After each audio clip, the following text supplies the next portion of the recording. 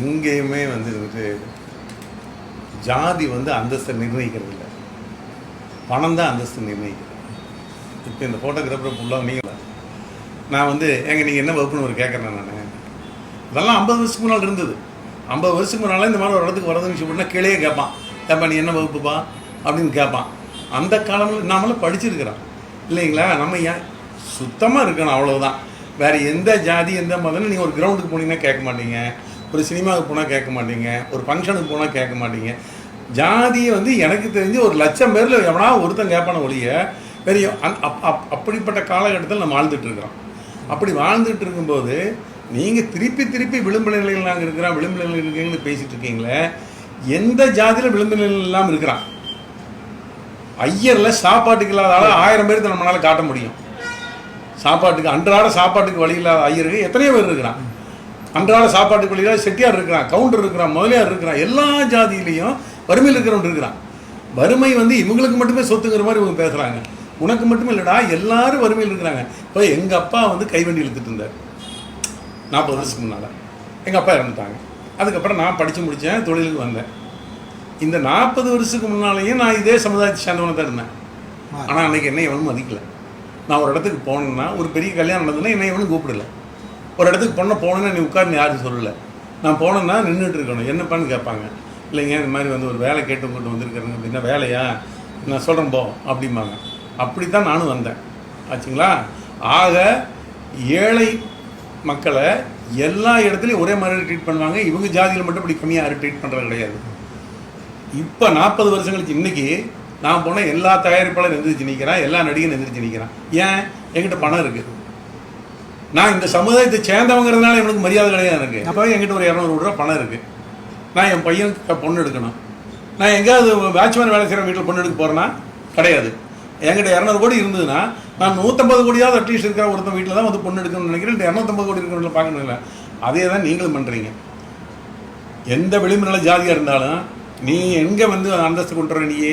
இப்போ நீ வந்து சம்பாதிச்ச சரி, சாதாரணமாக இருந்தால் வாழைத்தார் தூக்கிட்டு தெரிஞ்சால் எல்லாம் மண்ணை பிடிச்சா நீ சம்பாதிச்ச நீ இப்போ ஒரு 2 ரூபா சம்பளம் வாங்குறேன், இல்லை 5 ரூபா சம்பளம் வாங்குறேன்.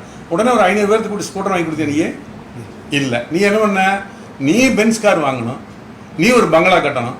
அப்போ உன்னுடைய வாழ்க்கை தரத்தை உயர்த்துறதுக்கு தான் நீ பாடுபடுற ஒழிய அடுத்தவனுடைய வாழ்க்கை தரத்தை உயர்த்துறதுக்கு நீ பாடுபட. அப்போ நீயே வந்து உன்னுடைய சமுதாயத்தை உயர்த்துறது பாடுபட மாட்டேன்.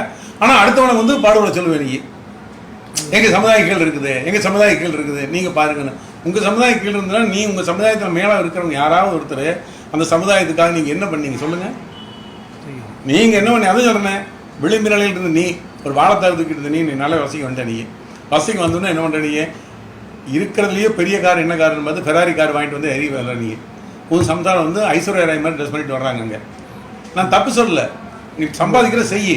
ஆனால் நீ வந்து விளிம்பு நிலை மக்களை பாதுகாக்கணும்னு பேசாத. உயருக்கு ஏதாவது செய்ய முடிஞ்சா செய்யணுன்ற வேலை பாரு. நீ உன்னுடைய ஜாதியில் மாத்திரம்தான் வந்து சாதாரண மக்கள் இருக்காங்க, விளிம்பு நிலை மக்கள் இருக்காங்க, மற்ற எல்லா ஜாதிக்காரனும் பணத்தில் புரள்றான் அப்படின்னு நினைக்காத. தமிழ்நாட்டில் இருக்கக்கூடிய அத்தனை ஜாதியிலையும் வறுமை இருக்குது, அத்தனை ஜாதியிலையும் வேதனை இருக்குது. உன் ஜாதியில் மட்டும் வேதனை கிடையாது. நாங்கள் மட்டும் தான் கஷ்டப்படுறோம், எங்கள் சமுதாயம் மட்டும் தான் கஷ்டப்படுது அப்படின்னு. இப்போ ஒரு சமுதாயத்துக்கார எடுத்து காட்டணுமா? இப்போ நான் எடுத்து காட்டணுமா? ஒரு படம் எடுத்து காட்டணுமா? எங்கள் அப்பா கைவண்டி எடுத்துட்டு இருந்தாரு, நான் இப்படி வந்தேன், என் சமுதாயம் இப்படி கஷ்டப்படுது அப்படின்னு நான் காட்டணுமா? உங்களோட உயர்வு உங்களோட உழைப்பில் தான் இருக்குது ஆச்சுங்களா. உங்கள் உழைப்பு இருக்குது, உங்களுடைய அதிர்ஷ்டம் இருக்குது, உங்களுடைய நேரங்காலம் இருக்குது. அது வந்து யாருடைய கையிலும் ஒன்றும் கிடையாது. எப்போ வேணாலும் அப் அண்ட் டவுன் வரும் ஆச்சுங்களா. நம்ம பெரிய கோடீஸ்வரன் இருக்கிறதா நாளைக்கு வந்து சாதாரண வழி இல்லாமல் போகிற காலங்களில் எத்தனையோ பேர் உண்டு. அதனால நீங்கள் தயவு செஞ்சு இது வந்து ஒரு பொழுதுபோக்கான இண்டஸ்ட்ரி. இது வந்து ஜனங்க எதுக்கு வர்றாங்க? வந்தால் ஒரு 3 மணி நேரம் நிம்மதியாக வந்து அவங்களுடைய பொழுது கணக்கணுங்கிறதுக்காக வர்றாங்க. ஒரு காதலிக்கலாம் இடம்ல மாதிரி, ஒரு உள்ளம் தெளித்தா மாதிரி, ஒரு உரிமைக்குரல் மாதிரி, ஒரு வசந்த மாளிகை மாதிரி, ஒரு ஜாலியாக வந்து ஒரு நல்ல படங்கள் வரணும். அந்த படங்களை வந்து நாம் வந்து நம்ம சந்தோஷமாக பார்த்துட்டு போகணும் அப்படிங்கிறதுக்காக மக்கள் வர்றாங்க. இந்த தியேட்டரில் எங்கேயாவது ஜாதி பார்க்குறவங்களா? கிடையாது. சாதாரண மக்கள் ஒரு வந்து நகரசுத்தி தொழிலாளி ஏரோவில் உட்காந்துருக்காரு ஆச்சுங்களா. ஒரு 500 கோடி சொத்து வச்சிருக்கோம், டீரோவில் உட்காந்துருக்கிறான். எந்த விதமான மாறுபாடும் கிடையாதுங்க. அப்படிப்பட்ட ஒரு தொழிலை நீங்கள் உட்காந்துருக்கிறீங்க. ஏன்னா ஜாதி மதம் பார்க்காத ஒரே இடம், ஒரு கோயிலில் ஜாதி மதம் இருக்குது, மற்ற இடத்துல ஜாதி மதம் இருக்க வழியா சினிமா தியேட்டரில் ஜாதி மதமே இல்லை. அப்படி இருக்கக்கூடிய இந்த தொழிலை நீங்கள் எதுக்காக மறுபடியும் ஜாதி புகுத்துறீங்க? நீங்கள் கொண்டு வராதீங்க. நீங்கள் இந்த மாதிரி இப்போ சமீப காலத்தில் நீங்கள் ரெண்டு மூணு பேர் இப்படி வந்து பண்ணுறவனுடைய விளைவு என்ன ஆகுதுன்னா ஒரு ஜாதிக்காரன் வர. இப்போ நீங்கள் அந்த மாதிரி படம் எடுத்துக்கிட்டு அவன் கவுண்டமாலைன்னு படம் எடுக்கிறான். நீ இப்படி படம் எடுத்துக்காட்டி நீ கவுண்டமாலைன்னு எடுப்பான், அவனுக்கு செட்டியார் தோட்டம்னு ஒருத்தர் எடுப்பான். நாங்கள் கவுண்டமாலயத்துக்கு ஆதரவு கிடையாது, உனக்கு ஆதரவு கிடையாது.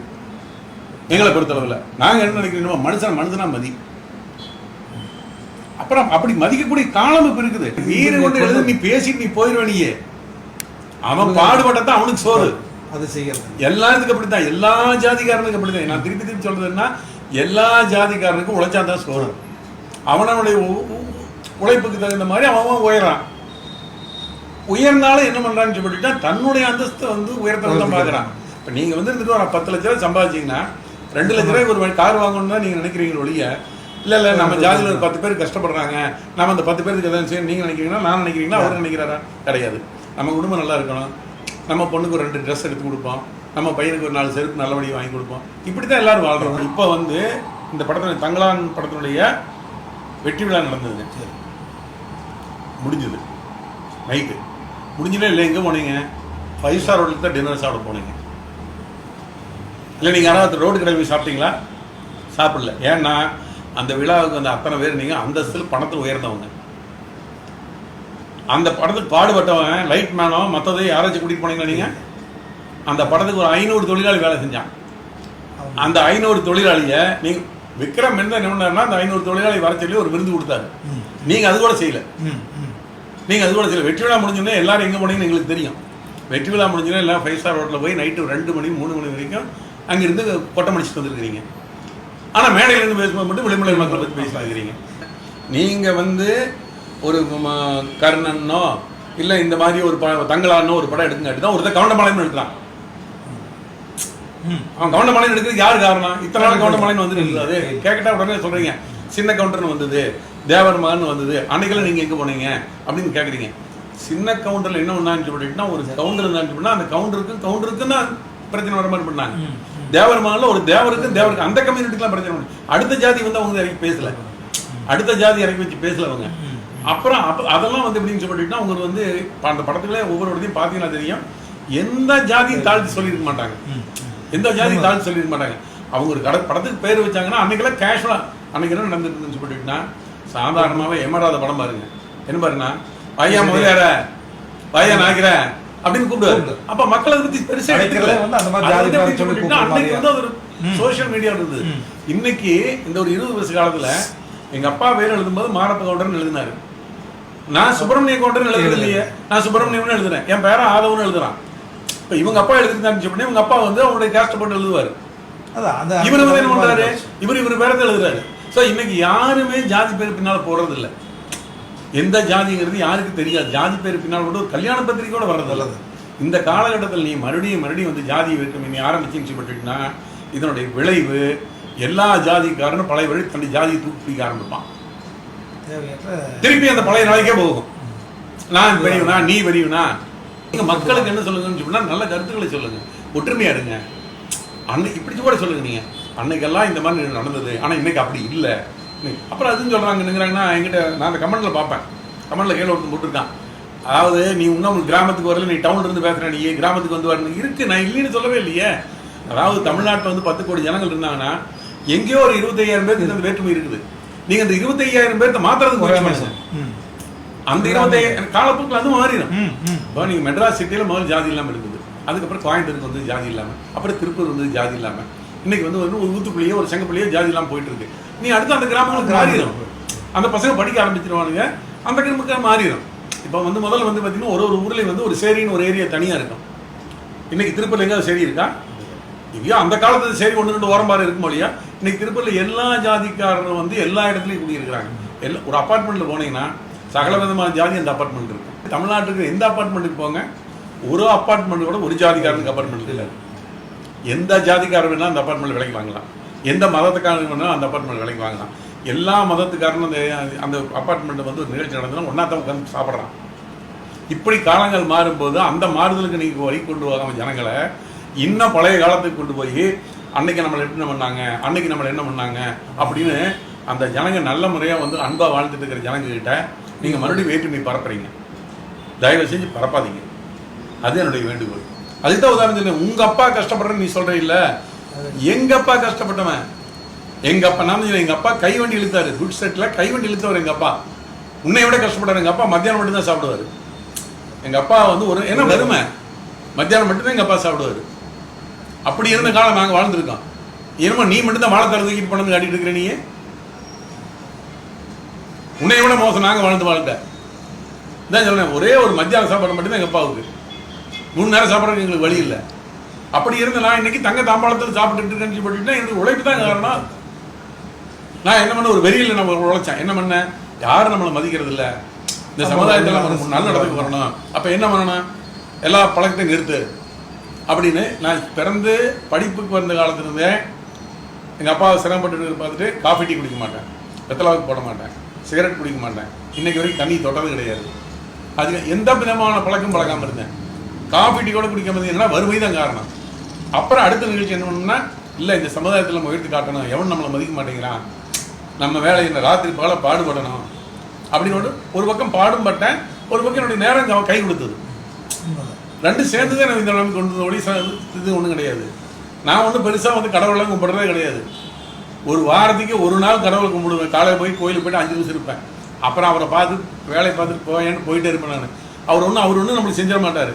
நமக்கு அது ஒரு நம்பிக்கை, அது நமக்கு ஒரு நம்பிக்கை இருக்கு, நம்மளுக்கு மேல ஒரு சக்தி இருக்கு. அதை நம்புறோம். அந்த சக்தி எப்படி இருக்குன்னு எனக்கு தெரியாது. அது அல்லாவா இருக்குதா, இயேசுவா இருக்குதா, சிவனா இருக்குதான்னு தெரியாது. நாம் என்னங்கிறோம், சத்தியத்துக்கு கட்டுப்பட்டு வாழ்ந்துட்டு இருந்தா போதும். அந்த சக்தி நம்மளை வந்து காப்பாற்றும்.